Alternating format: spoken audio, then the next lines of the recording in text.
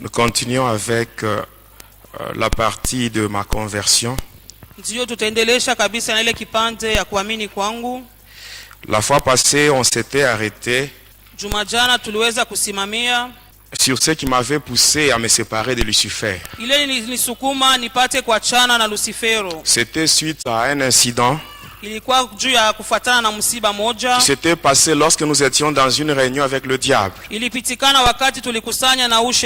Nous étions tous obligés de donner les rapports des différentes missions qui nous avaient été confiées.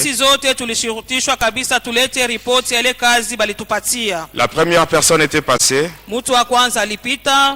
La deuxième, moi j'étais la 9e personne.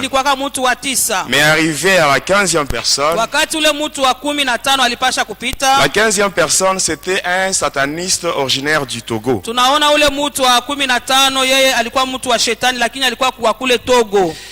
Amen. Amina. Quand il devait donner le rapport de sa mission, il avait dit qu'il avait connu un échec. Amen. Amina. Et quand il cherchait maintenant à expliquer le pourquoi de son échec, il avait cité le nom de Jésus. Et nous tous, nous étions tombés ensemble avec le diable. Et moi, avant cela, je croyais que c'est le diable qui était au-dessus de toutes choses. Je croyais que sa puissance était au top. Alors comme j'avais un délai que le diable m'avait imposé, j'avais peur et je ne savais pas quoi faire. Alors lorsqu'il était tombé, juste parce qu'on avait prononcé le nom de Jésus, à ce moment-là, je m'étais dit, quand j'étais de retour à Likasi, je m'étais dit ceci. Donc cet homme, quand il me parle qu'il est au-dessus de toutes choses, à partir de ce qui vient d'arriver, j'ai fini par comprendre qu'en dehors du diable, il y a une puissance qui est au-dessus de celle de Lucifer. Et cette puissance, c'est la puissance du Seigneur Jésus. Amen, amen. Amina. Nous continuons aujourd'hui avec ma conversion. Mais le vendredi, je vais vous parler sur ma délivrance. Ce qui m'était arrivé le 20 décembre de l'année 2003. Le 20 décembre 2003. Lorsque j'étais mort. Et on se préparait déjà pour aller m'enterrer. Mais pendant ce temps-là, j'étais dans le monde astral. Plus précisément dans le séjour des morts, avec des chaînes et un cadenas au niveau de la bouche. Et tout était terminé pour moi. Amen. Amen. Quand tout était terminé, c'est là où maintenant Jésus avait pris maintenant la relève. Et c'est là qu'il m'a délivré. Ça, c'est ce que je vais expliquer le vendredi. Pour aujourd'hui, j'ai continué avec ma conversion. Et la dernière fois, avant de terminer, je vous avais dit ceci. Ce n'était pas facile. Ce n'était pas facile pour que le diable puisse me lâcher. Avec tous les secrets que je connaissais. Avec toute la formation que j'avais reçue de sa part. Il m'avait formé pour combattre le chrétien. Pour détruire, saboter l'œuvre de Dieu. Il m'avait donné beaucoup de stratégies, beaucoup de techniques et beaucoup de stratégies, beaucoup de techniques pour combattre le chrétien et détruire, saboter l'œuvre de Dieu. Alors quand le Seigneur Quand j'ai cherché à donner ma vie au Seigneur Jésus, le diable, sachant très bien que si cet homme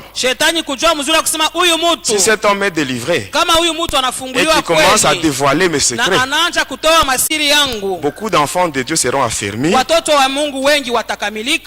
et beaucoup de gens seront délivrés. Alors pour cela, je ne dois pas le lâcher facilement. Faire le pacte avec le diable, c'est facile. Mais se séparer avec Satan, c'est pas une chose facile. Amen, amen. Amen. Pour aujourd'hui, j'aimerais insister sur un point. Le Seigneur Jésus a besoin de nous aider tous. Et d'une manière particulière, il a besoin d'intervenir dans ta vie. Mais toi aussi, tu dois faire quelque chose. Comme la fois passée, je vous avais dit, si tu as besoin de l'intervention du Seigneur Jésus, il faut que tu prennes le risque de dire la vérité. Et en disant la vérité, le monde n'aime pas la vérité. Le monde va te haïr à cause de la vérité. Ta famille peut te rejeter. Tes amis peuvent t'abandonner. Mais Jésus, lui, ne va pas t'abandonner. À cause de la vérité, Jésus ne t'abandonnera jamais. Parce que lui-même, il est la vérité. Et à cause de la vérité que tu vas dire, Jésus ne va pas t'abandonner. Il est l'ami fidèle. Mais bien aimé, même quand vous venez à l'église, j'aimerais vous demander une chose. Quand vous venez à l'église, il faut se dire ceci. Amen. Les hommes de Dieu, le pasteur, les évangélistes, les intercesseurs, ce ne sont pas eux qui vont donner la solution à ton problème. C'est lui qui va donner la solution à ton problème. C'est lui qui va t'accorder la délivrance. C'est le Seigneur Jésus. Le pasteur, les intercesseurs, les évangélistes, ce sont des instruments que Jésus va utiliser pour la délivrance. Amen. Quand tu es dans la détresse, demande le secours de Dieu. Et ici j'attire aussi l'attention de ceux-là qui servent encore le diable dans la sorcellerie et qui font des histoires dans l'église. Faites attention. On ne se moque pas de Dieu. C'est que l'homme aura semé, il va moissonner tout le temps. Et quand tu fais des choses là, ne crois pas que Dieu ne te voit pas. Il te laisse l'occasion que tu prennes que tu saisisses cette occasion pour changer. Mais si tu continues comme ça dans l'église de Dieu, sache qu'un jour, lorsque Dieu va dire trop c'est trop, Dieu va te frapper, tu seras humilié. Même les gens qui te respectent, vraiment tu n'auras plus de valeur. Amen. Lisons la parole de Dieu. Le premier livre, nous lisons le livre des Psaumes, le chapitre 60 et le verset 13. Le deuxième livre, nous lisons l'épître de Paul aux Galates, le chapitre 6 et le verset 7. Le dernier livre, c'est le livre d'Ésaïe, le chapitre 66 et le verset 16. Psaume 60, verset 13, nous lisons au nom de Jésus. Donne-nous du secours contre la détresse. Le secours de l'homme n'est que vanité. Galates 6, verset 7, nous dit ceci. Ne vous y trompez pas.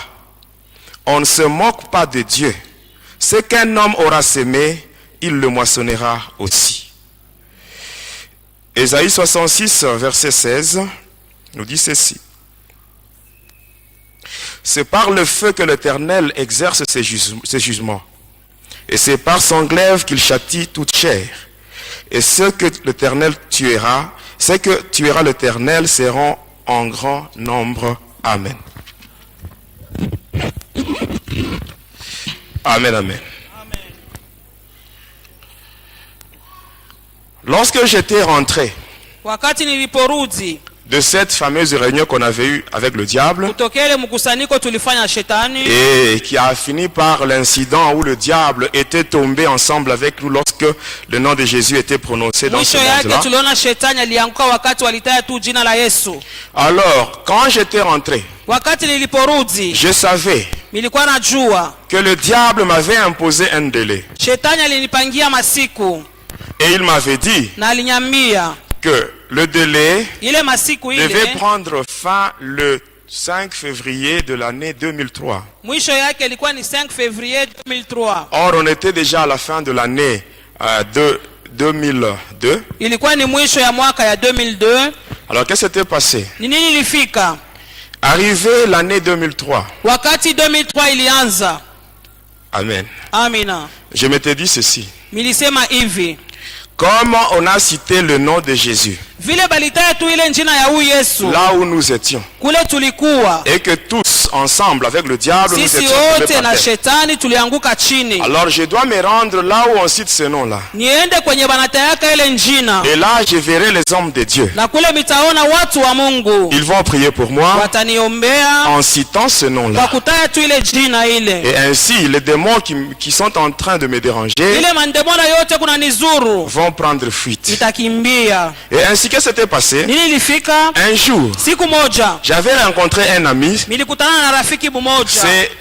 Son nom c'est le frère Thierry. Alors il m'avait conduit chez son pasteur. C'était à Likasi dans la commune de Kikula sur l'avenue Tanganyika. C'était la nuit. Il y avait une veillée de prière. Nous étions arrivés là à 21h30. Il y avait le pasteur et les intercesseurs. Ils étaient en grand nombre. Alors qu'est-ce qui s'était passé?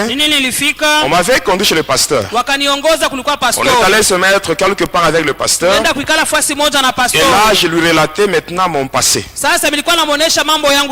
Et après avoir terminé, il me dit ceci: ça va, nous allons nous occuper de ton cas. Mais pour l'instant, tu vas te mettre dans ce coin-là. Et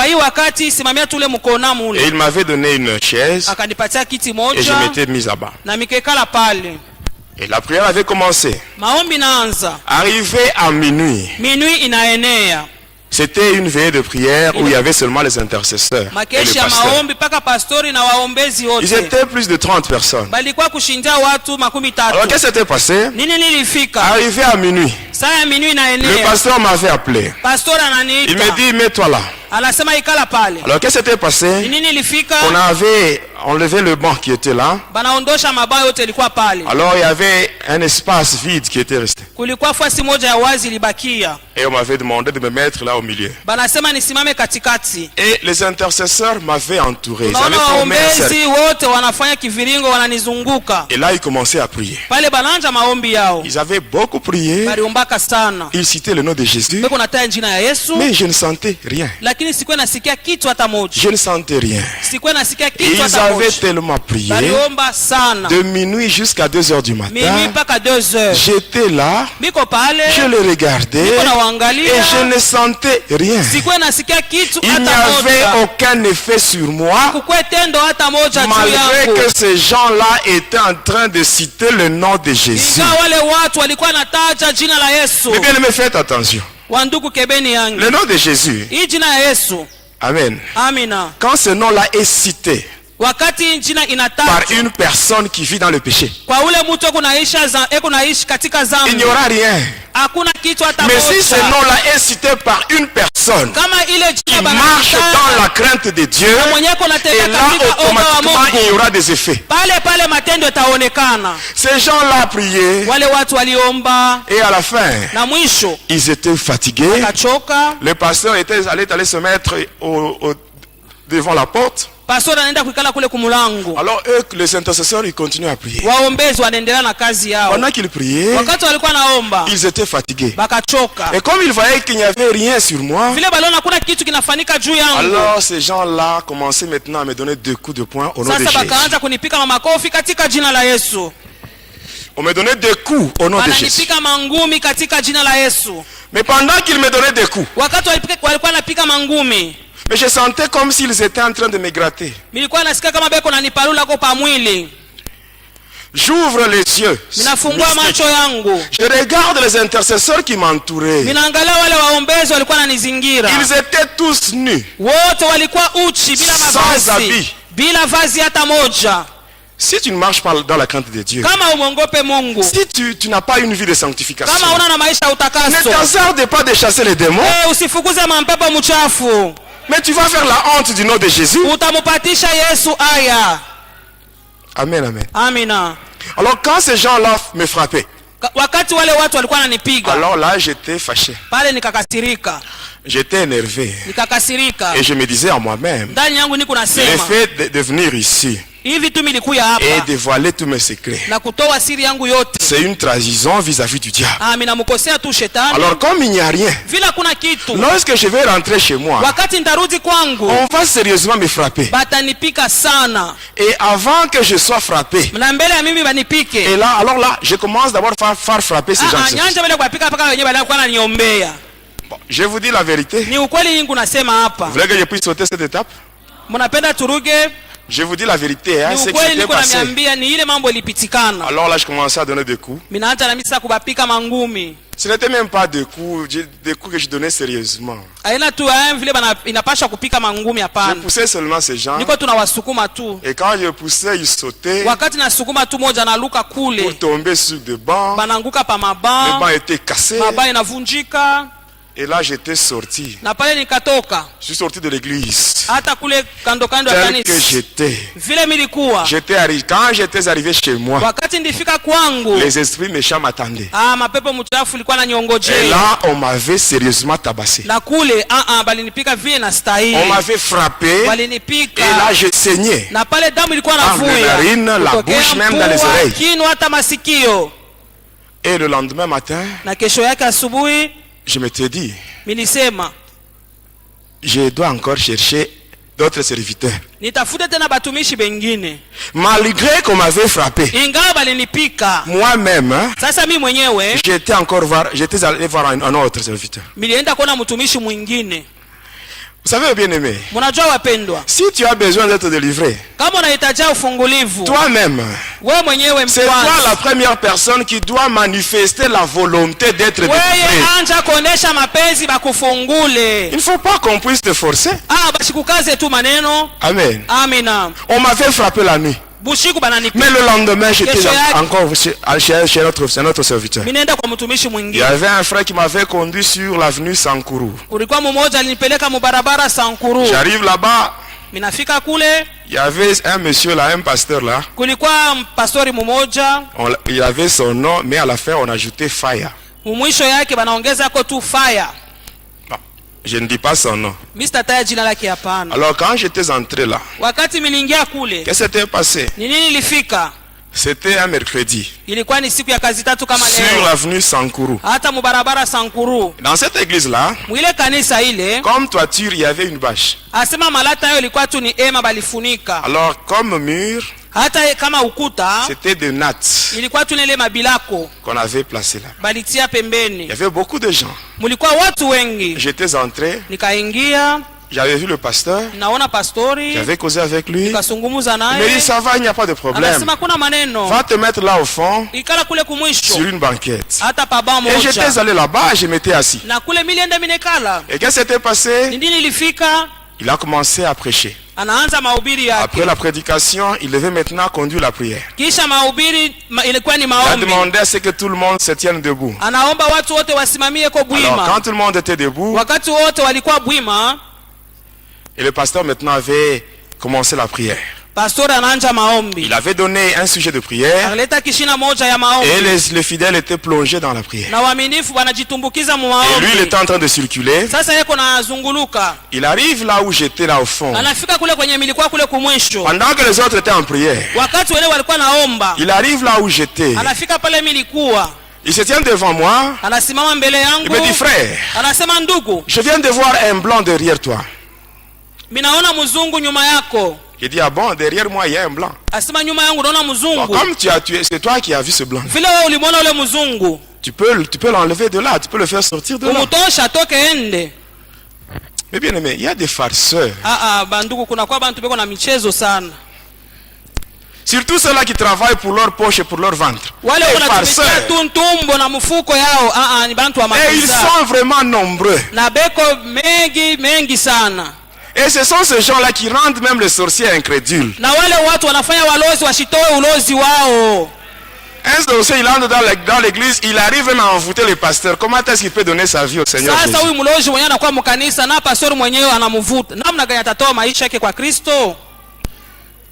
Amen. Amina. Si tu n'as pas été appelé par le Seigneur Jésus, tu dois seulement te mettre dans le pourtour comme tout le monde.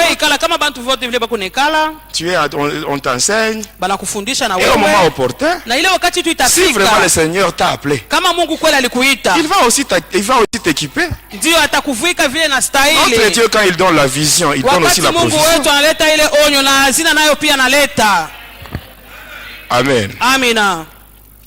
Alors il était là. Et subitement là il commence à parler en langue. Commence à parler en langue. Je le regarde. Je le regarde. Un homme sans habit. Et là il cherchait maintenant à me tenir. Alors je le regarde. Je fais seulement ceci. Avec ma main, je le touche seulement. Je ne l'avais pas poussé. Je l'avais juste touché. Et juste quand ma main avait touché son corps, le pasteur était projeté. Et il est allé tomber sur le fidèle. Et quand il était tombé sur ce fidèle, la prière avait pris fin. La prière avait pris fin. Et les intercesseurs commençaient à déplacer les bancs. Et il y avait encore un espace vide. Et ces gens-là commençaient à prier pendant que le pasteur était à terre. Et eux commençaient à prier. Et ils avaient aussi commis la même bêtise. Ils commencent à me donner des coups au nom de Jésus. Et quand je commence à les pousser, ils sautent. Et quand ils sautent, ils sortent avec des nattes. Ils sortent avec des nattes. Et à la fin, quand je devais quitter ces lieux-là, il y avait juste la toiture, toutes les nattes n'étaient plus là. Et j'étais parti. Amen, amen. Et quand j'étais parti,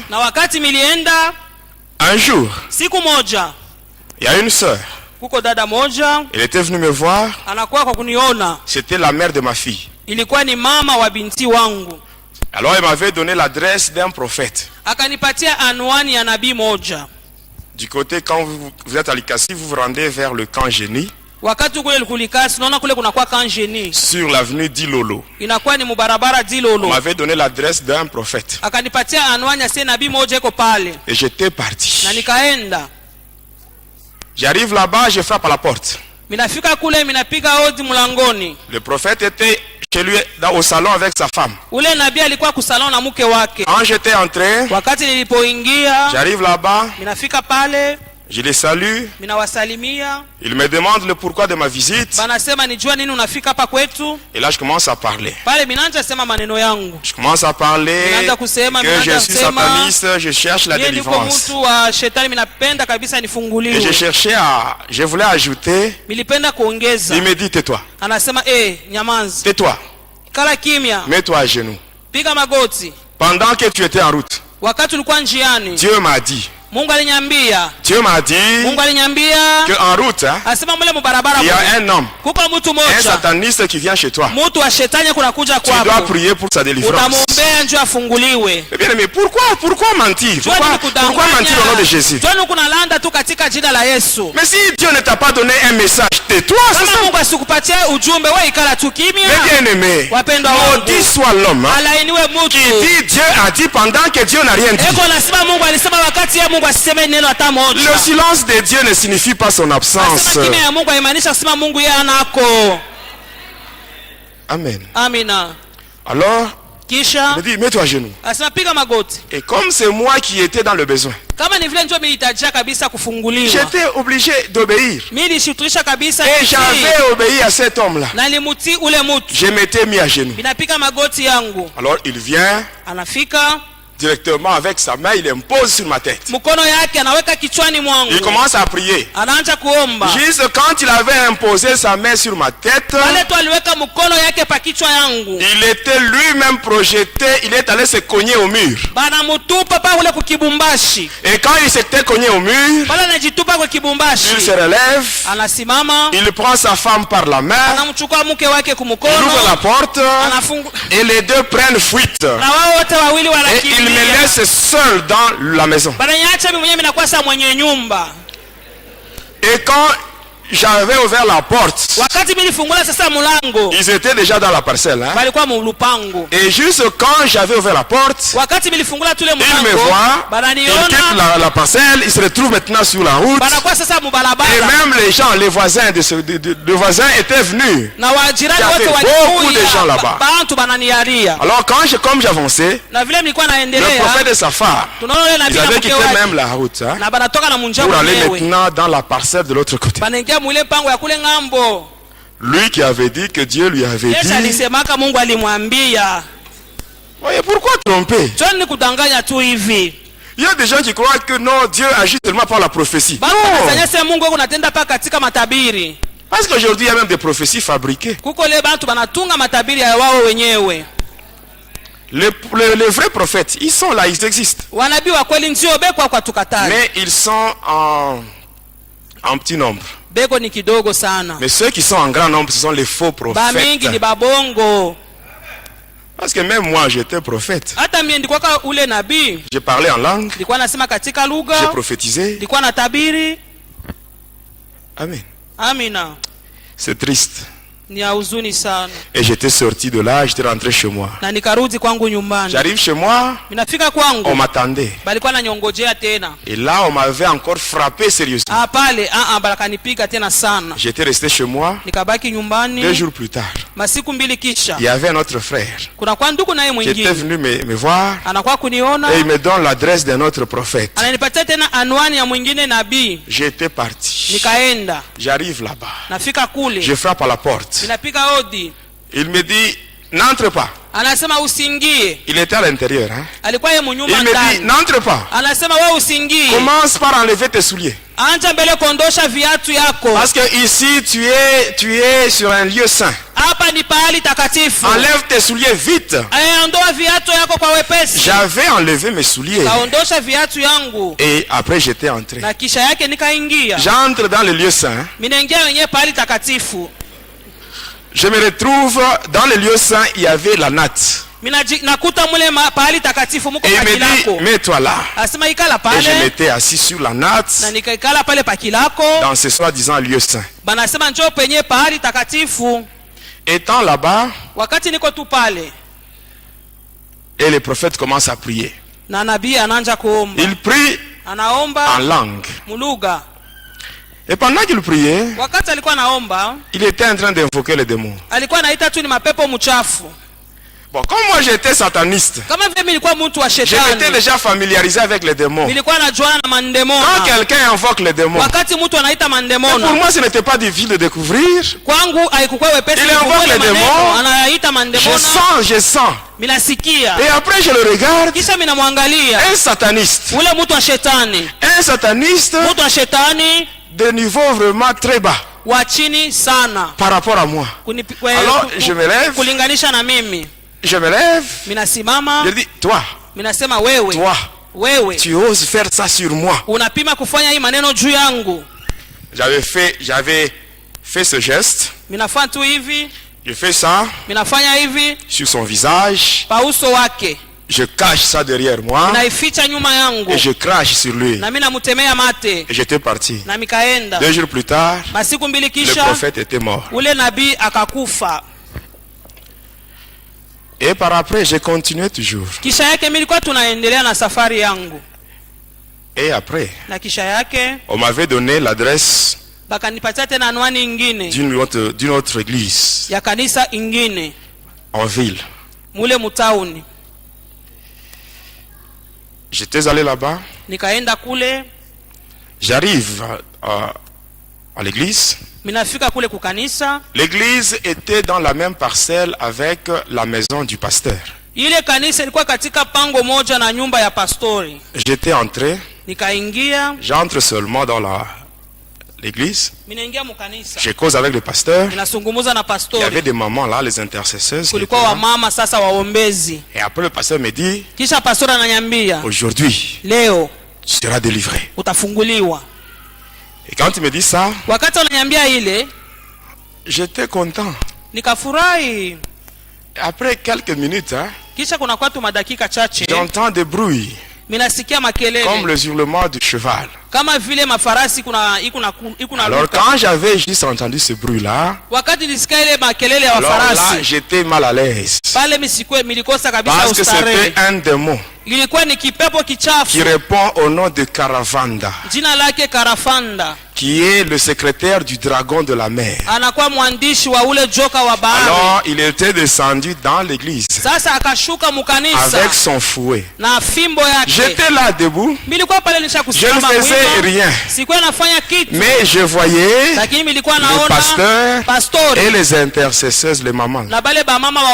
Karavanda avec son fouet, il le fouettait sérieusement. Et ne voyait pas celui qui le fouettait. Et ils avaient pris fuite. J'étais resté seul dans l'église. Les pasteurs étaient allés chez lui. Il prend de l'eau dans une casserole, de l'eau chaude. Il vient avec ça dans l'église. Il entre. Je sais seulement de bouger. Il lance ça sur moi. C'était de l'eau chaude. Donc quand j'avais essayé de bouger, il laisse là la casserole. Il sort en courant. Et j'étais resté seul. Et après, j'étais mouillé parce qu'il avait versé de l'eau sur moi. J'étais mouillé et là je sortais de la parcelle. Alors quand je sortais, il me dit frère, arrête-toi. Alors je m'étais arrêté. Il vient. Il me dit ceci. Frère, Dieu m'a dit, Dieu vient de me dire que pour ta délivrance, il faut faire la sélection. Il faut faire une coalition de 10 pasteurs. Un seul pasteur ne peut pas prier pour toi. Mais bien aimé, ça c'est la folie. C'est la folie. Amen. Tu peux être seul. Tu peux être seul face à 100 ou à 1000 satanistes. Ils ne peuvent rien faire contre toi. Parce que ceux qui sont avec toi sont en plus grand nombre que ceux qui sont avec eux. Mais c'est ce qui s'était passé quand les Syriens étaient allés vers Élisée. Son serviteur Géasi était en train de trembler parce qu'il avait vu les troupes des ennemis. Et Élisée lui avait dit, n'aie pas peur. Ceux qui sont avec nous sont en plus grand nombre que ceux qui sont avec eux. Toi seul. Toi seul. Mais Tu peux détruire ou saccager tout un bataillon de démons. Unaweza kupomoa mzuri kuharibu bataillon mzima ya mademona. Si tu es avec Jésus. Kama uko pamoja na Yesu. Si tu as la crainte de Dieu. Kama uko na neema ya Mungu. Si tu as une vie de sanctification. Kama uko na maisha ya utakaso. C'est possible. Inawezekana. Amen. Amina. Moi du moment que j'ai donné ma vie au Seigneur Jésus. Wakati nilitoa maisha yangu kwa Yesu. Je n'ai jamais eu peur de qui que ce soit. Siogopake yeyote tena. Peur de quoi? Si le diable lui-même, si le diable lui-même m'a vomi, alors le petit sorcier ici, le petit sorcier, le petit bébé qui, le petit moustique qui vole sur le balai, le petit rosicrucien qui fait des bruits à Lubumbashi. Mais avoir peur de ces gens-là. Mais ils sont plus petits. Parce que c'est lui qui est en nous. Mais il est plus fort plus que tous les démons qui sont dans les capteurs, les rosicruciens, les sorciers. Mais bien aimés, nous devons vivre ce qui est écrit dans la parole de Dieu. Amen.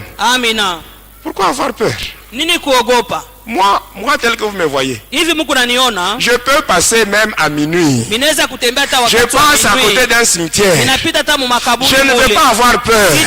Parce que je sais que mon Dieu à moi, il est puissant. Je peux marcher tête haute, poitrine bombée en balançant le bras. Je passe parce que j'ai confiance. Et je connais ma relation avec Jésus. Je connais ma relation avec mon Dieu, mes bien-aimés. Voilà pourquoi même quand je témoigne, il y a des petits sorciers qui m'envoient des flèches. Tout ça, quand ils font tout ça, moi j'ai pitié de ces gens. J'ai pitié de ces gens parce qu'ils ne peuvent rien me faire. Si Dieu est pour moi, qui sera contre moi, mes bien-aimés? Pourquoi avoir peur? Tu trouves on a placé des fétiches la nuit. Tu te réveilles le matin, tu commences à trembler. Prends ces choses, brûle au nom de Jésus, il n'y aura rien. Amen. Amina. Quand tu as peur, quelque part, si tu as peur, ça veut dire quelque part ta relation avec Jésus n'est pas bonne. Mais nous devons vivre ce que Jésus, ce que la parole de Dieu nous dit. Jésus lui-même il dit, voici je vous donne le pouvoir de marcher sous les serpents, les scorpions, sur toute la puissance de l'ennemi et rien ne pourra vous nuire. Et c'est la vérité. C'est la vérité. Moi on m'a déjà piégé à maintes reprises. On a déjà envoyé des satanistes. Mais malgré tout ça, je n'ai pas peur. Je vais continuer à témoigner. Je vais continuer à dévoiler les œuvres du diable. Et tout cela pour la gloire de Jésus. Il y a des gens qui tremblent. Quand tu trembles, tu donnes la force à tes ennemis. Et quand tu minimises les ennemis, c'est facile pour toi de les écraser. Amen. Alors quand j'ai été sorti de cette église-là, on m'avait encore adressé à une autre église. J'étais arrivé là. Alors on commençait à prier pour moi. Ils étaient à 6. Les 4 là se sont précipités pour mettre leurs mains sur ma tête. Et ils étaient projetés. Alors quand ils étaient projetés, les 2 qui étaient restés debout, ils m'avaient abandonné pour s'occuper de ces gens-là qui étaient à terre. Alors là j'étais sorti, j'étais rentré chez moi. Après cela, j'étais allé dans une autre église sur l'avenue Foyer Social. J'entre par la porte principale. Les démons descendent, ils commencent à frapper les gens commencent à sortir par la porte secondaire.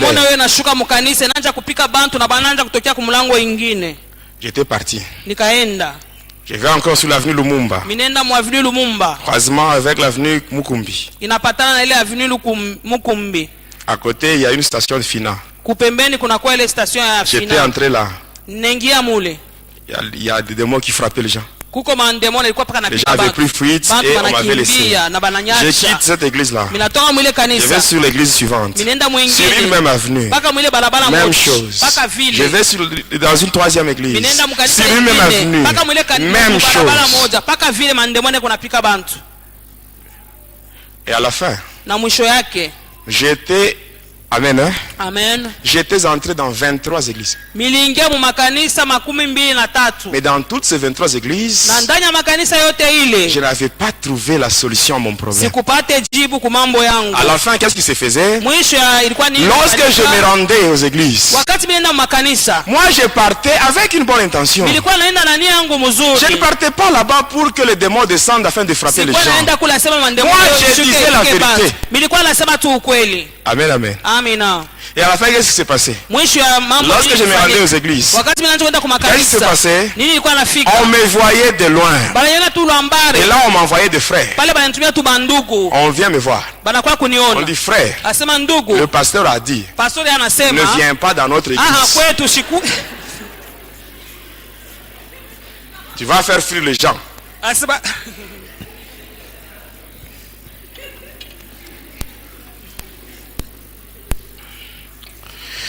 Amen. Amen. On m'est chassé. Et les gars, si on disait, cet homme-là,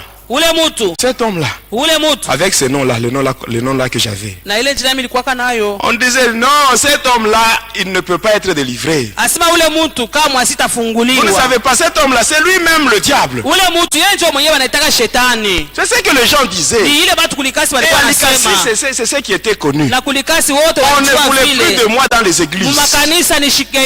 Alors, comme on ne voulait plus de moi, je m'étais dit, comme on ne veut plus de moi dans les églises. Or le diable lui aussi il va me tuer si je ne donne pas 2 personnes de ma famille. Alors qu'est-ce que je dois faire? Que je rentre dans ma famille et que je dise la vérité. Peut-être en leur disant la vérité, ils peuvent remédier à mon problème. Alors un matin, j'avais pris mon courage, j'étais allé dans ma famille. Mon père était là. Mes frères et sœurs étaient là. Sauf ma mère, elle était en Zambie. Et quand j'étais arrivé là, il y avait un oncle paternel qui était venu du village. Il était de passage à la maison.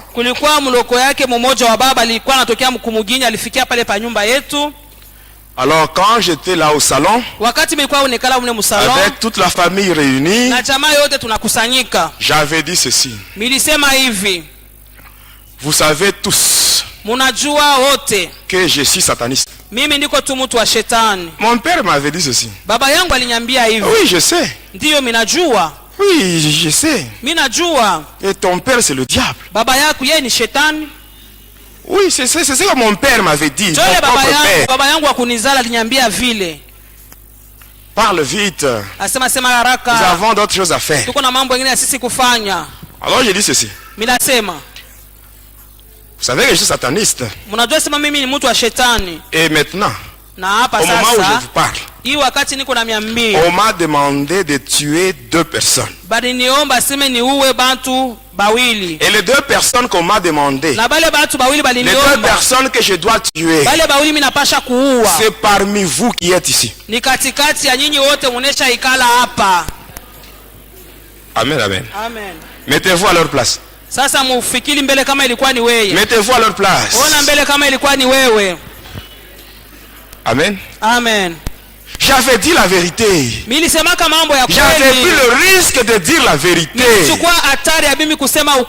quand je disais cette vérité-là, je n'avais pas une mauvaise intention. Je disais la vérité. Et c'est ce qui était réel. Et avant de me répondre, alors tout le monde commençait à pleurer.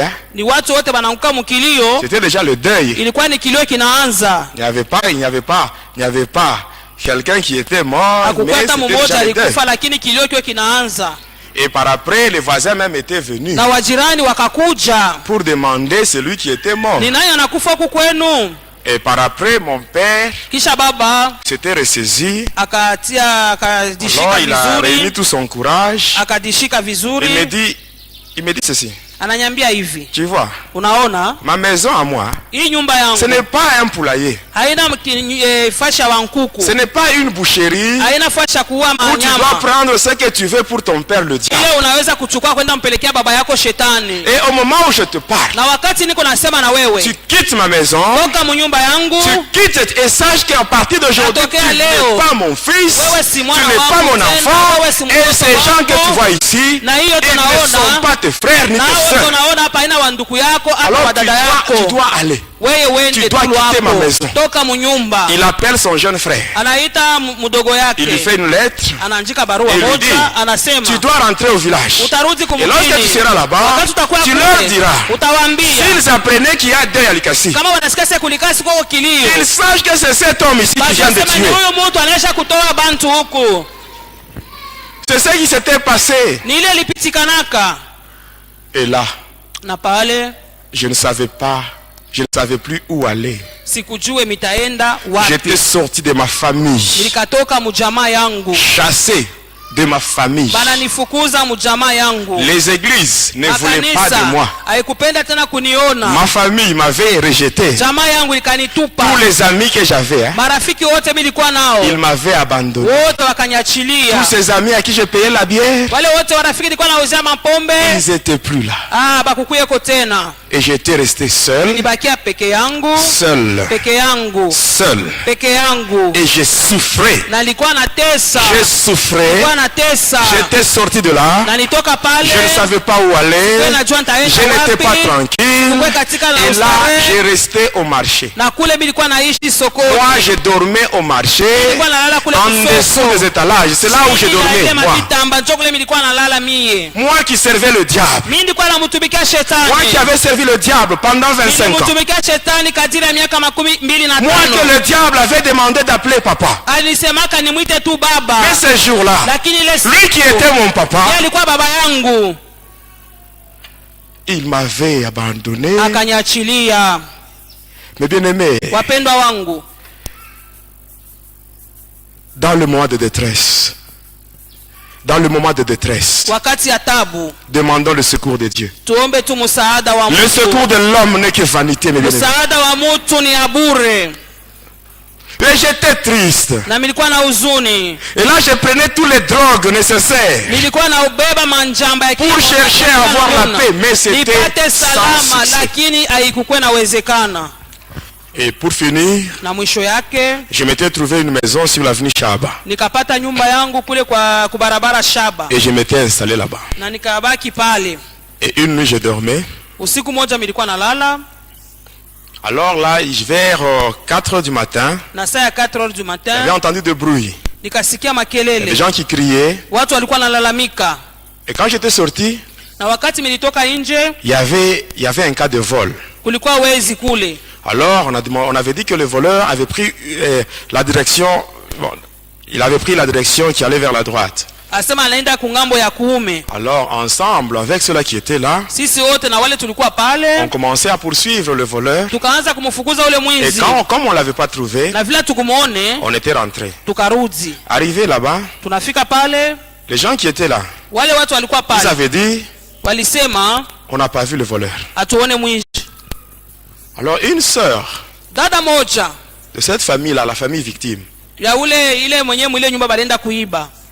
cette sœur avait dit, pourquoi vous dites que vous n'avez pas trouvé le voleur? Vous n'avez pas trouvé le voleur, mais le voleur est là. Et c'était moi qu'on avait cité, qu'on avait désigné comme voleur. Je dis, moi voleur? Mais qu'est-ce que j'ai fait? Tout ça, c'était le diable. C'était les esprits qui s'étaient incarnés dans cette sœur-là pour m'énerver. Afin que je puisse solliciter maintenant l'intervention du diable. Alors quand on avait dit ça, cette sœur pour moi c'était une humiliation. Alors je me disais, moi voleur? Alors je m'étais concentré, j'ai fait une invocation. On me dit, on va régler ce problème. Mais toi, donne les deux personnes qu'on a dit. J'ai dit ça va, je donne, je vais donner. Alors quand j'avais dit ça va, je vais donner, automatiquement on me dit va au commissariat de police. On va te donner deux policiers. J'étais allé là-bas, je n'avais pas porté plainte. J'arrive là, l'OPJ me voit, il me dit c'est toi. Directement il appelle deux policiers, accompagnez cet homme. Et nous étions partis, arrivés là, on avait arrêté les gens qui m'avaient accusé. On les avait arrêtés, on avait arrêté 3 personnes et on les avait placés dans, on les avait placés au cachot. Le papa, le chef de cette famille-là, c'était un pasteur. Alors qu'est-ce qui s'était passé? J'étais rentré chez moi. J'avais pris mon carnet noir. J'avais pris 2 noms de membres de ma famille restreinte. J'avais mis là-bas. Je devais maintenant les tuer. Il fallait seulement rayer leur nom pour que la mort intervienne quelque temps après. Amen. Amen. C'était le 2 février de l'année 2003. Le 2 février 2003. Alors quand j'étais allé au commissariat voir l'OPJ, j'arrive là, il me dit que le pasteur était libéré. On l'avait libéré la nuit. Alors je dis pourquoi on l'a libéré? Il y a des pasteurs qui sont venus plaider pour lui. Alors je lui dis, est-ce que toi tu acceptes ça? Alors là je m'étais concentré. Je commençais maintenant à les manipuler.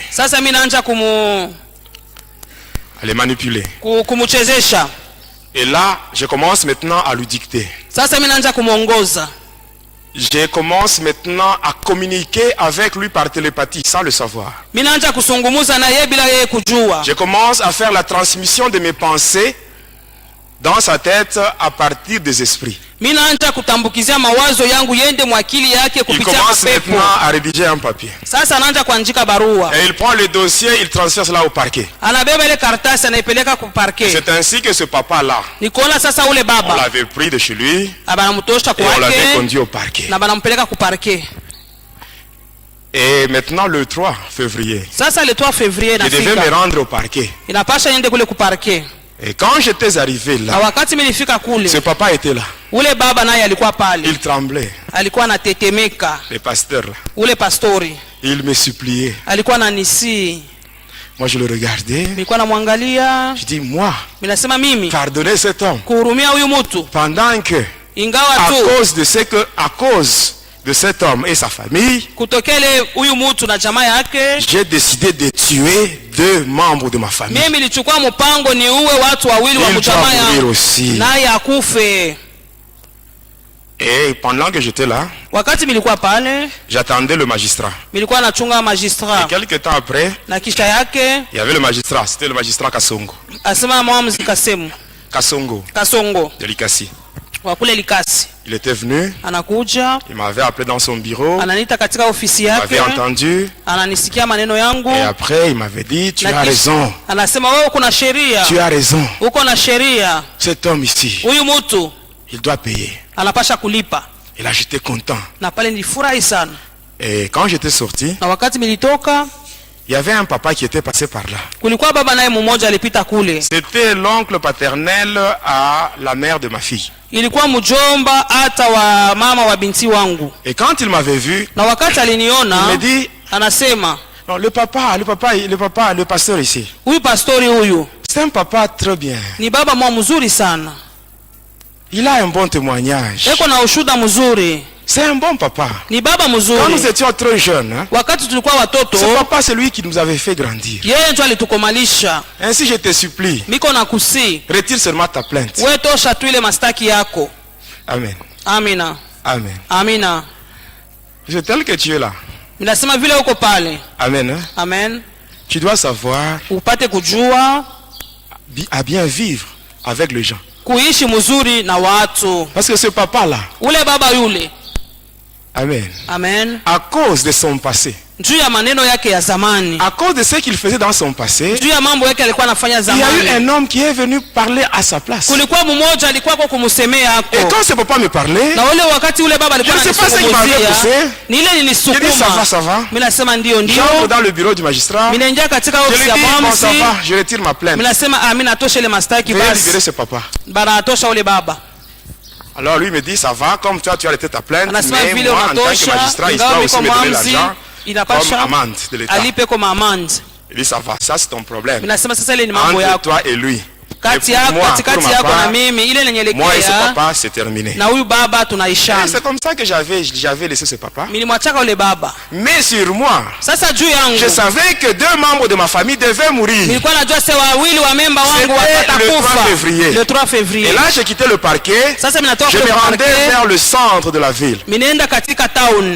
Et pendant que j'évoluais, j'avais un colis. Et dans ce colis, il y avait un flacon. Et dans ce flacon-là, il y avait un mélange du sang humain avec le parfum Hausarabia. Il y avait un livre qui avait la mention les plus grands secrets de Lucifer. Il y avait un crucifix. Et il y avait aussi un mouchoir que j'avais reçu lorsque j'avais adhéré dans l'ordre de Prima Curia au sein de la magie indienne.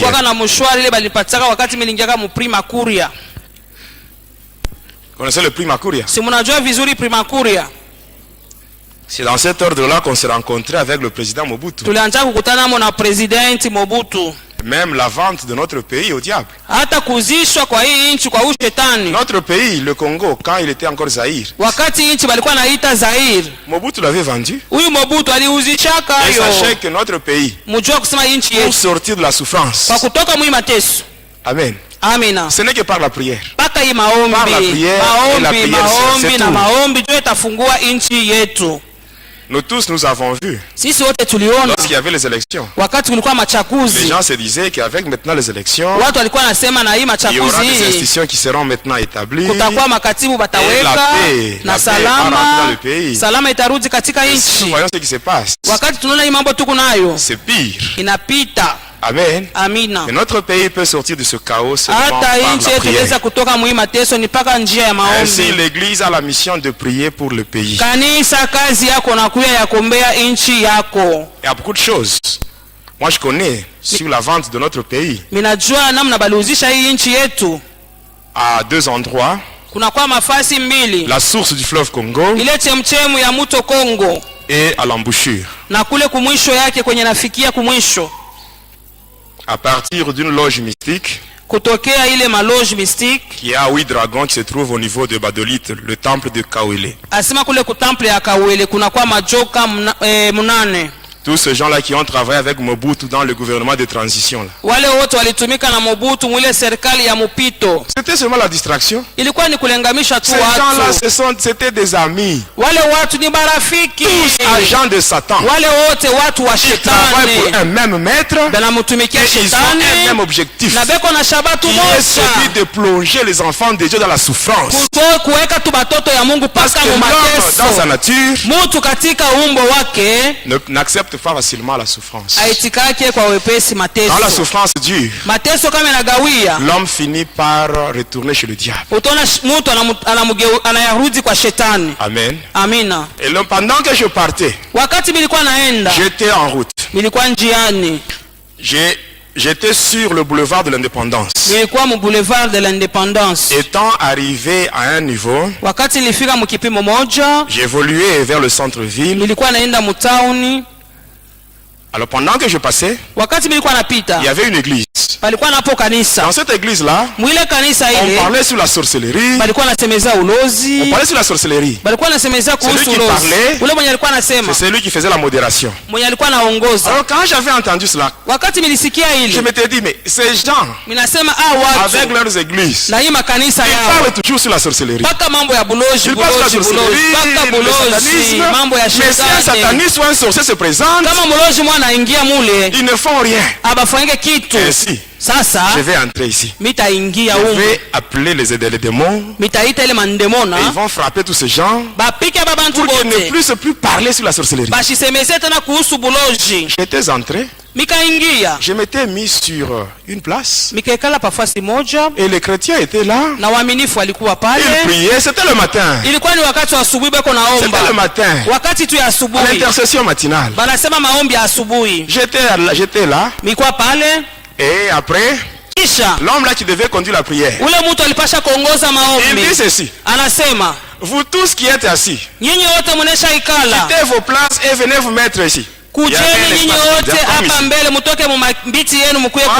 J'avais laissé mon colis là-bas et j'étais venu ensemble avec le vrai chrétien. J'arrive là, je me mets à genoux. Tout le monde était à genoux. On avait donné une requête et les gens priaient les yeux fermés. Moi aussi j'étais là avec les yeux fermés. Pendant que les autres priaient, moi j'ai invoqué les démons. J'ai invoqué les démons. D'habitude, chaque fois que j'ai invoqué les démons, quand les démons sont en route, je regarde dans ma main. Je vais voir apparaître l'ombre. Alors ce jour-là, j'étais à genoux. Je commence à invoquer les démons. J'invoque. Je regarde dans ma main. Il n'y avait rien. J'invoque. Je regarde dans ma main. Il n'y avait rien. Mais pendant que j'étais à genoux, je sens au niveau de la toiture une petite chaleur. Et cette petite chaleur, elle ne faisait que descendre progressivement. Et pendant que ça descendait, la chaleur augmentait d'intensité. Et pendant que ça augmentait d'intensité, ce n'était plus la chaleur. C'était plus la chaleur, mais c'était le feu. C'était le feu. C'était le feu. Et pendant que ça descendait, c'était arrivé sur ma tête. Alors quand ça m'avait touché à la tête, mes bien-aimés, c'était terrible. Tel que j'étais sataniste, je peux arriver devant un brasero. Il y a des braises là, bien allumées. Je peux introduire ma main là-bas. Je prends une braise, je ferme ma main. Et quand je vais ouvrir ma main, vous verrez que la braise sera éteinte et il sera sur le chapeau. Mais ce jour-là, le feu qui était descendu sur moi, ce n'était pas le feu de brasero, c'était le feu que je n'avais jamais senti. Et quand le feu descendait sur moi, ça ne s'était pas limité sur la tête, mais ça descendait dans mon corps tout entier jusqu'au pied. Et là, mon corps commençait à brûler à l'intérieur. C'était terrible. Je m'étais infiltré dans l'église de Jésus avec une mauvaise intention. Même toi, sorcier qui m'écoute, si même quand tu viens à l'église, tu fais ce que tu as toujours l'habitude de faire, sache que Dieu te voit. Il te voit. Il n'a pas peur de toi. Il te voit, mais il te laisse le temps que tu prennes la décision pour changer. Mais si tu veux demeurer dans ce que tu fais, sache que quand Dieu va dire trop, c'est trop. Dieu lui-même, la Bible dit que notre Dieu, il exerce son jugement par le feu. Et le feu de Dieu va tomber sur toi. Et ce jour-là, tu verras maintenant que Dieu, il est Dieu, il est au-dessus de toutes choses. Ce jour-là, le feu était descendu sur moi. Alors là, je me disais, cette fois-ci, je dois maintenant prendre fuite. Et maintenant, j'étais à genoux.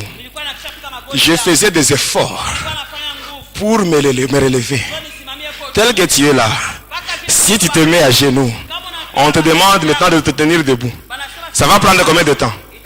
Mais peut-être une minute. Même pas une minute. Mais moi, ce jour-là, je voulais maintenant me relever pour prendre fuite. Mes genoux étaient cloués au sol. Je faisais tous les efforts. Pendant que je faisais les efforts, les gens qui étaient en prière, ils avaient ouvert les yeux. Ils m'avaient vu. Maintenant, la prière avait pris fin. Tout le monde avait orienté sa prière vers moi. Et c'est maintenant toute l'église qui envoyait le feu sur moi. Tout le monde envoyait le feu sur moi. Et c'était terrible. J'avais fait 10 minutes à genoux. C'est pour vous dire, mes bien-aimés, qui que l'on soit, sataniste, sorcier, magicien, tes genoux doivent fléchir devant Jésus. Quoi que tu sois, qui que tu sois. Et après les 10 minutes, mes bien-aimés, je m'étais concentré. Alors comme il y avait une forte chaleur, j'avais maintenant invoqué. J'invoque mon maître, celui de Kisangani. Il n'avait pas répondu.